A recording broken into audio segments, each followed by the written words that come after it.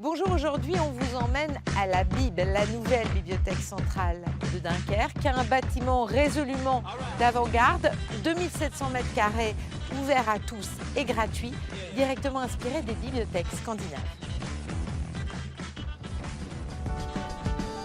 Alors, première bonne raison, la Bib est effectivement, on le voit, un bâtiment architectural d'avant-garde, mais c'est également un outil au service de l'urbanisme de Dunkerque.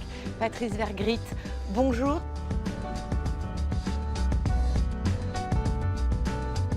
Nous voulions finalement un bâtiment ouvert, à la fois ouvert sur la ville d'un côté, ce bâtiment était assez fermé pendant la reconstruction, et ouvert sur un jardin magnifique qui était inconnu des Dunkerquois. Et puis on voulait un lieu atypique, un lieu qui puisse mixer les générations, et je pense que vous le voyez autour de vous, on a vraiment plutôt réussi le pari. Il fallait redonner de la couleur, un peu de vie à cette ville, et donc pourquoi pas aussi dans l'architecture intérieure. Donc on l'a dans la ville, on a beaucoup plus de couleurs, mais ici aussi également. Et puis l'idée d'avoir quelque chose de cosy, d'agréable. Finalement, on est dans une ville où on aime se retrouver à l'intérieur de manière, j'ai envie de dire, oui, confortable. Et c'était ça l'idée aussi de la bibliothèque, être bien à l'intérieur.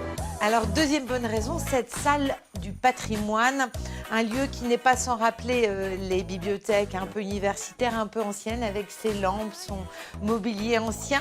Une salle eh bien, à la disposition des passionnés d'histoire du patrimoine, hein, Vanessa Jonas.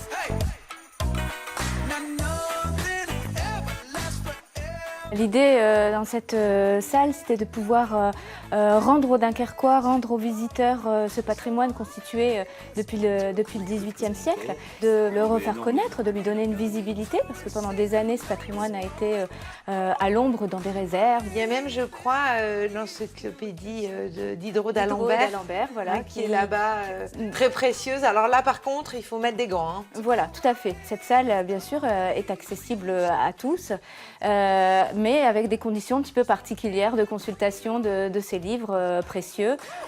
C'est le contraste un peu avec le reste du bâtiment. C'était aussi de pouvoir redonner le signal ou le message que la fonction traditionnelle de la bibliothèque, la fonction d'étude, de consultation qui se fait dans le calme, voilà, puisse se faire dans cet écrin où on retrouve un petit peu les clichés de la bibliothèque ancienne. Alors, troisième bonne raison, eh bien, depuis son ouverture, la Bib est totalement plébiscitée par un public, le public des jeunes.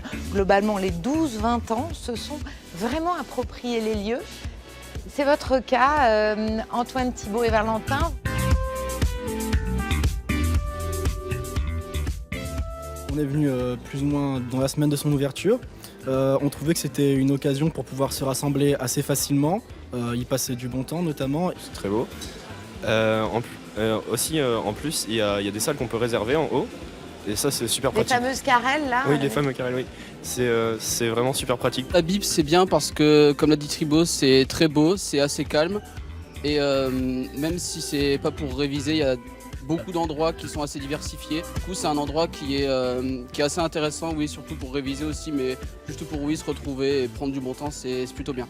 Alors, au sein même de la Bib, il y a cette Hit Coffee. On vient y boire un café, bien sûr, pour un rendez-vous de travail, se retrouver entre amis. Il est ouvert 1 heure avant l'ouverture de la Bib et il est directement inspiré des cafés des bibliothèques des séries américaines.